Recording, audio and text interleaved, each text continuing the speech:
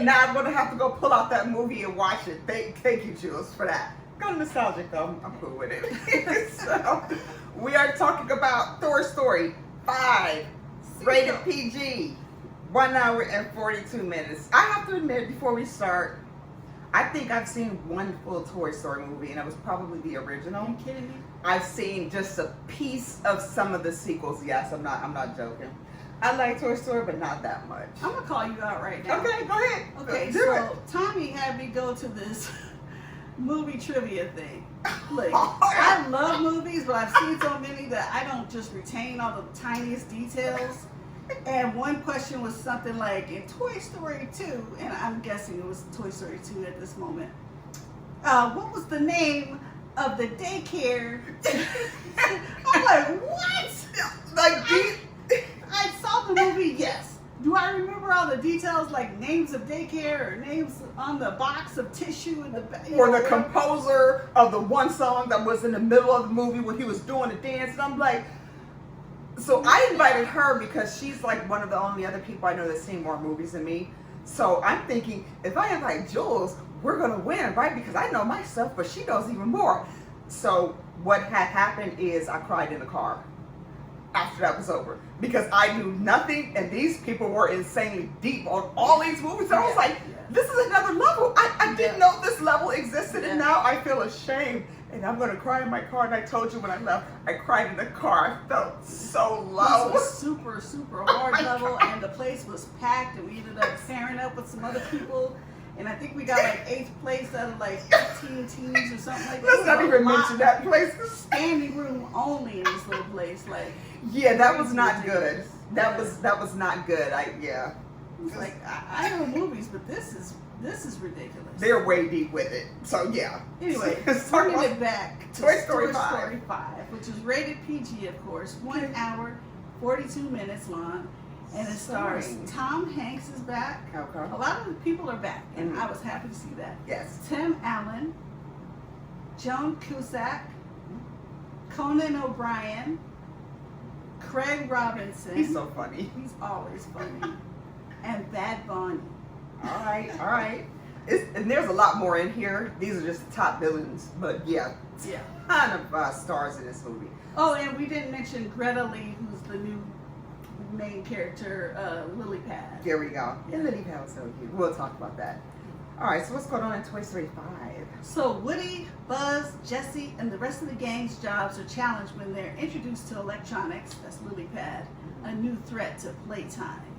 So you've seen all of the Toy Stories? Yes. I'm just kind of shocked. So we're in 2026, and is this the first time they addressed like pop culture? Because I would have thought they would have done this a while ago. That's the first time that they really had like electronic toys, like a laptop involved or whatever. Okay. But they've all been funny. I mean, I feel like they involve pop culture. You know, when you say pop culture, that's pretty general. Well, I mean, like electronics, the phones, the tablets, the kids are on now, ignoring their, the old-fashioned toys, the dolls, and all that stuff. So I'm like, That's the first time that they really addressed. on that Okay, and everything, yeah. okay, I got it. Okay.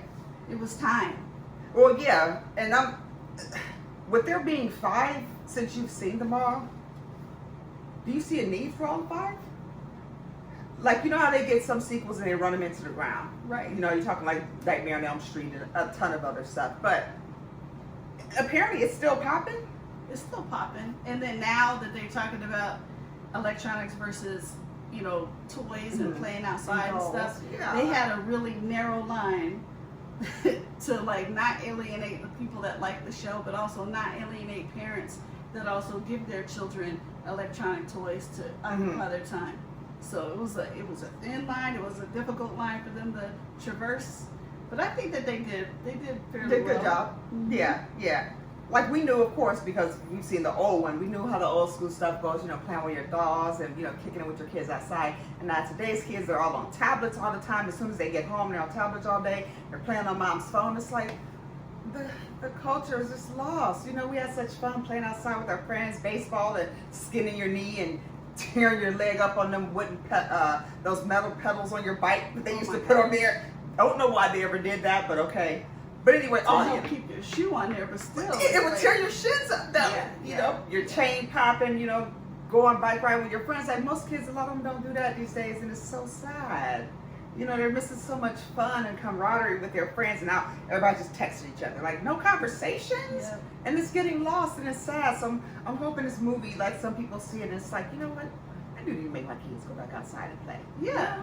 Let's play with Yeah, them. absolutely. Go back outside and play for a while, and then come inside with the tablet. You know, Yeah. occasionally for a certain amount of time. Maybe or like an hour, if but the weather is bad or something. yeah, they need to skin their knee up. You know, they need to get popped in the face with one of those red balls that we played dodgeball with. You know, all that stuff that we experienced, and we were fine. No, Yeah. nobody's hurt. We're, you know, get on the swings, on the monkey bars. We used to hang upside down. Our parents didn't come out like, no, don't do that. You're gonna hurt yourself. No, we did all of that stuff. Merry-go-round. We pushed as fast as we can. We hoped somebody would fly off because it was funny. You did cherry bumps on the teeter-totters. Did you do that? We did You all had that to stuff. see if you could go all the way around. On that thing. That was the whole point. That was a fun of childhood, but okay. Kill yourself. But we'll talk about Toy Story 5 though. Yeah. Okay. So, yeah, those were the good old days, and now they have to try to mix it in together. Yeah. But some fun facts about this movie are when Lilypad pulls up an image of the ocean on her screen, the photo used is a still shot from Finding Nemo, 2003. Oh, So I I did like see the way Finding they Nemo, too. incorporate Yeah. stuff. Yeah. Uh-huh. So the older people that are in there who watched all the original Toy Stories and stuff are like, oh, hey, that comes from such and such. You know, watching a bunch of different cartoons and It's stuff. always nice to find the Easter eggs or look for the Easter It eggs. is. It is. Jessie's pull string phrases are heard for the first time in this film. Do they still have toys with pull strings that talk? I've I not don't think seen so. one. Yeah, but that would be fun when we were little. Pull the string and the thing just talk. Pull it again, another phrase comes out. Like I know Chucky dolls talk because I'm ordering one soon in a minute. But I know they talk, but I don't even think you have to pull a string anymore. I mean, there's so much advanced technology now. Oh yeah, and that's a lot why of it's they lost remember art. that one of the last Chucky's. Remember he was like electronic. Oh, that's right. Yeah. The newer one, yep, in Yeah, the movie. yeah. He was, you had to connect him to the Wi-Fi and stuff. Yeah. And I was like, oh, this is going to be weird. But it was Yeah. it was cool. They incorporated it pretty good. Yeah. Okay. Joan Cusack apparently helps shape some of Jessie's funniest moments. Co-director McKenna Harris described her ideas as chaotic and wonderful, and said several of her suggestions were so true to the character that they ended up making it into the final movie. I like Joan Cusack. Mm-hmm. I've seen her and stuff, and she is super funny. She is. And she put a little bit of grit to her character in here. She was saucy. Yeah. She was saucy little something in here. I'm like, okay, I like her. Plus, she was a girl, but she was taking charge of some I stuff. just remember her from years ago from this movie called, I believe it was The Toy, Mhm. and it had LL Cool J, and it was almost like a Willy Wonka. It was like a toy company, Mhm. and they were trying to go from making toys for kids to making toys for the military. Mhm. And LL Cool J's character was a military character, and I never forget. He's like, "I'm a military man. I like military food on a military plate. I don't want my peas invading my mashed Oh potatoes." my God, you got OCD. And it's So I called was The Toy? like, yeah, me too. Yeah. Okay, I'm about to look that up. Because when you say The It's Toy, either toys or the toy. because The Toy is Richard Okay, Pryor. the toy is Richard Pryor. Yeah. But this is like toys. Okay. This is called toys. Let's look at that. Okay, yeah, she's funny. She's very funny. She's very funny. And what you call her is her brother. Is it John Cusack? Yes. Yeah. Mhm. Okay. So Tim Allen mentioned that during his early recording sessions, the production team suddenly told him that Buzz Lightyear was beginning to sound a little old. At Offensive. 73, Allen became panic-stricken after hearing this feedback. His voice grew gravelly, and he struggled to register words clearly. Fearing Pixar might replace him, he described his efforts as voice re-lessening and underwent vocal training to regain the character's iconic, confident tone. Okay, let me say this first. I think this is probably one of the extremely few times I've ever heard a man get chastised because of his age. You typically don't hear that, okay? But the fact that he became panicked and went and retrained his voice, I mean, that's cool, but at some point, are they going to let Woody grow? They're toys.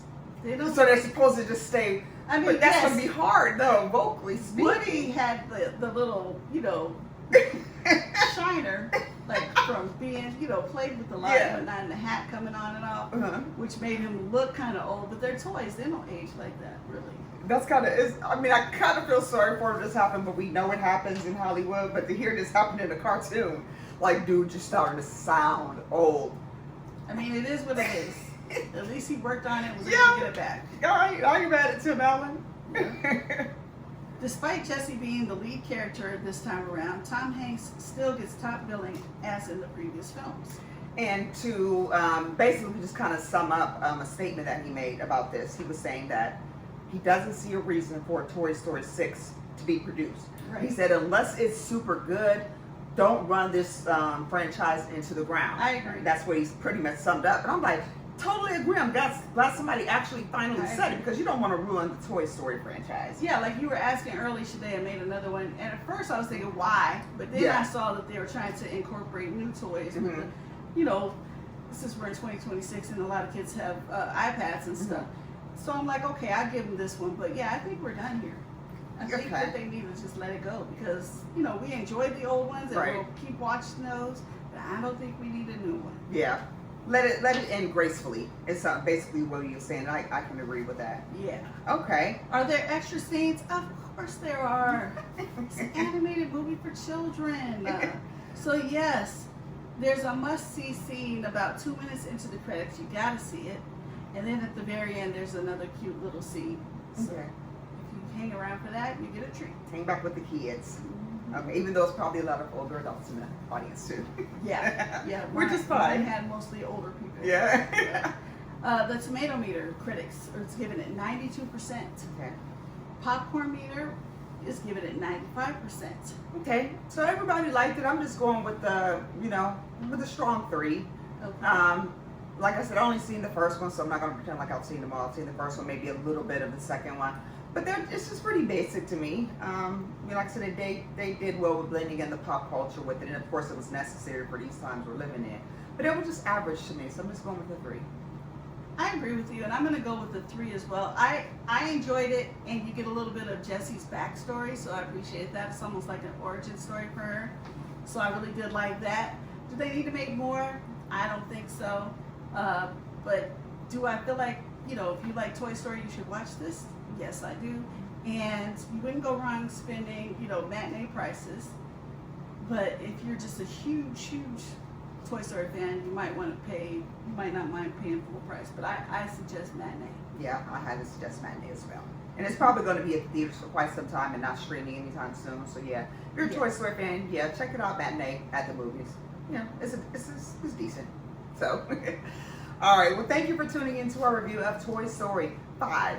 Let me tell you some places you can catch Jules and I at. First and foremost, we are on Cash App.